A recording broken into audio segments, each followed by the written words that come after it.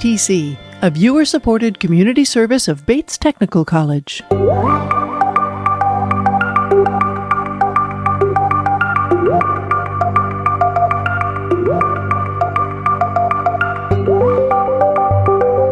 From KBTC Public Television Studios in Tacoma, Washington. Welcome to the Steve on the Street podcast, a closer look behind the headlines as public policy and current affairs impact the real lives of real people. Hello, welcome to the Steve on the Street podcast, produced by Northwest Now, broadcast on KBTC Public Television. I'm your host for the podcast, photojournalist and reporter Steve Kiggins. Today's episode covers higher education and Washington State's efforts to increase accessibility to certifications, training, apprenticeships, and undergraduate degrees. The economy in our state is predicted to grow like crazy over the next few years, and a lot of the jobs that are expected to be among some of those emerging fields will require a large number of highly trained graduates to meet the demand. In 2016, Washington Roundtable recognized that challenge and set an aggressive goal to push 70% of Washington students to earn a post-secondary credential by the class of 2030. Washington Roundtable says projections reveal 70% of those new jobs coming our way will require that credential, but projections also reveal Washington won't have enough people skilled with the education required to fill those hundreds of thousands of jobs that are coming. So, the Washington Guaranteed Admissions Program pledges to guarantee admission for students who meet specific metrics into one of the state's public universities. Another program administered by the Washington Student Achievement Council called the Washington College Grant also offers remarkable support guaranteeing tuition and fees for students who meet specific criteria, and it's all aimed to boost the number of those post-secondary graduates. Next on the podcast, hear how these programs are aimed to convince young people who might think college isn't for them to reconsider. Washington's economy is expected to grow nearly 5 times the national rate by 2032. By then, there could be 1.5 million jobs up for grabs. Washington Roundtable says nearly 3/4 of those jobs will require some kind of post-secondary education, but projections suggest Washingtonians will be ready to fill less than half of them. With this bill, we can make it so students don't feel like they are leaping over a canyon. Guaranteeing admissions for students with a 3 GPA tells them that they are wanted and that they can choose their future. The Washington State Legislature considers House Bill 1557 this session. The bill aims to expand reach of the Washington Guaranteed Access Program, ensuring students across the state who meet simple criteria are guaranteed a seat at one of Washington's 6 public universities. It's an effort really to address the belief gap. There are students who are sitting in our high schools right now who have, reasonably good GPAs who could go to college. They just don't believe that college is for them. Washington Roundtable supports the bill and campaigns public and private interests towards encouraging 70% of Washington's youth to certification, apprenticeship, or undergraduate degrees by the year 2030. Community and technical colleges play a role filling the gap, offering training and certifications, plus many now offer bachelor's programs. Besides enrolling, figuring out how to pay for college remains a barrier for many. We realized was that there were a lot of students who obviously are interested in pursuing higher education, and we didn't want affordability to be a barrier. And so in 2019, the legislature made the Washington College Grant an entitlement. For public school students with families meeting certain criteria, college could be free through the Washington College Grant. House Bill 1557 seeks to expand access to higher learning to as many as possible to help ensure Washingtonians participate in an economy predicted to grow. As early as even in grade 10, we can tell a student that, hey, your tuition and fees are covered. And so that could change the student's perception and behavior. In Seattle, Steve Kiggins, Northwest Now.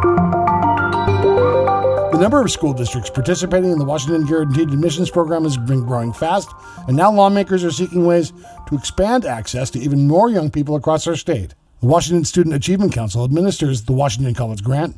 The agency is now streamlining verification by allowing food benefits eligibility as a proxy for free tuition.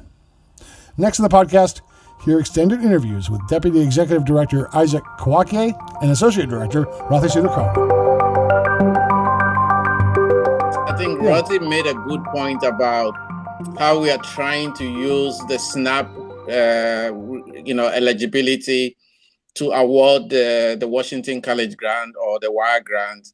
And the reason is that when you have any type of public benefit or service, the people that need it the most, they are the least likely to take up those programs. And for a whole number of reasons, including administrative barriers going through the process. So what is so unique about this SNAP eligibility is that we remove some of these administrative barriers. And so because your income is already being tested through the SNAP, we can go straight ahead and award you the Washington College Grant or the WIRE grant. What it does is also that a program like that can motivate and alter behavior and change it, because as early as even in grade 10, we can tell a student that, hey, your tuition and fees are covered. And so that could change the student's perception and behavior. If they were not thinking about going to college and they were worried about affordability, all of a sudden they will have a different behavior change around, oh, maybe college or training or apprenticeship program or vocational training is within my within the range of what I can do. And so that can motivate them as they go through the few years of their high school. This really has an opportunity to change the lives of scores of young Washington students and propel them in a way for their careers and their futures that really has never been to this scale in our state. It sounds almost like a dream. Absolutely. I think I can sort of vouch for that, because in the past 6 months, we've been going into the, field, so to speak, like into communities, I should say. We visited around 5 schools in 3 different regions in the state to really exactly talk to students and families to make them aware of this opportunity. But the goal was, here's an opportunity, but communication is key, right? Unless we're able to make it clear to students and families what it is this program is about and how can they actually access it.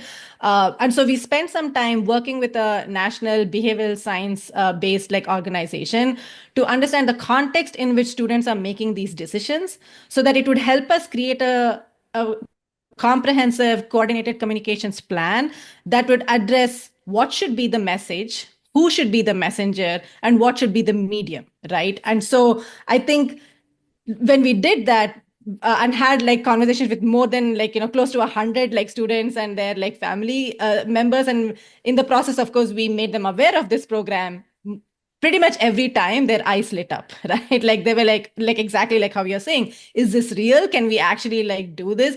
But we also got a lot of information to really make the language accessible, make it clear what it is that we're actually offering, and also build partnerships with school districts and counselors and institutions who can then help us disseminate this message so that students take advantage of this opportunity. ASAC is taking the lead in terms of communicating to students and making it accessible through having it in multiple languages. The other key part of our strategy is working with trusted messengers, really making sure that that message is coming to students from someone in their community or in their school that they trust. And we're building those partnerships, like he said, with school districts and also institutions in those regions, because they can play a critical role as the student matriculates into an institution. So there's sort of that continuity of who the person they're talking to is. Where does Washington Grant come in? There's been a semblance of that. It's not exactly new, but kind of new. There was a renewed push in the legislature to make some specific changes, but the overall goal seems to be really to offer something to students that they've never really had this kind of opportunity before. This is quite incredible. Yeah, I think you kind of are on the right track in the sense that, when it comes to higher education, we know that the most frequently cited barrier is affordability. And the state of Washington absolutely took it upon themselves to make higher education affordable. And so one of the key mechanisms by which we do that is to offer the state-based, state need-based financial aid, which is the Washington College Grant. Previously, prior to, I believe, 2019, it was called the State Need Grant. And what we realized was that there were a lot of students who obviously are interested in pursuing higher education, and we didn't want affordability to be a barrier. And so in 2019, the legislature made the Washington College Grant an entitlement. It's need-based, like I said. So what it means is that it depends on the income of the student's family, as well as the number of people in the family. As long as they are eligible for the Washington College Grant, depending on their median family income, the state assures that is guaranteed to them, right? There's a prorated scale, so up to, without going too much into the weed, up to a certain income level, the student is offered 100% of tuition at our public institutions, both 2 and 4 year colleges, and also at a few of our private, at the rate at which I should say at the public institutions. But Washington College Grant can be used for apprenticeships, for career training, as well as college and university. Most recently, last year, the additional innovation that has happened in this space is, like I said, it was an entitlement since 2019. But what we realized from a systems perspective was that students whose families are on benefits like SNAP, like food benefits, the income threshold for them to qualify for those is actually well below that of the Washington College Grant. So it totally made sense for us as a system to align that and basically go to those students and families and be able to say that you can go to college tuition free should you choose to in Washington. And so, that is the latest innovation in the space. We have a state goal that adults aged 25 to 44, we want 70% to have some sort of post-secondary credential. And we know that for many families, affordability is an issue. And so having a program like the WIRE grant or the Washington College Grant is a way that the state is helping students and family to see that training or education after high school could be possible. And so I think that's one of the important things that we need to consider.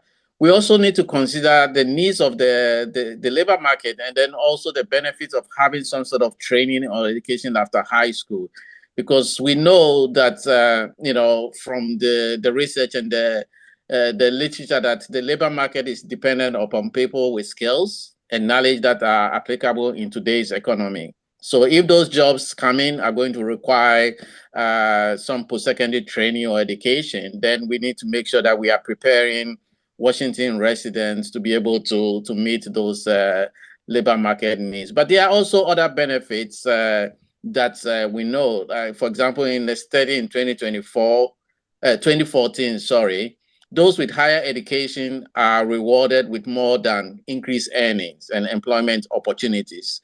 They are also experiencing better health for themselves and their family, and higher civic engagement levels, and more trust in others. So they are all sort of additional benefits to making sure that we are finding pathways and supporting students and family as they are transitioning from high school to have a pathway to get some training or education beyond high school.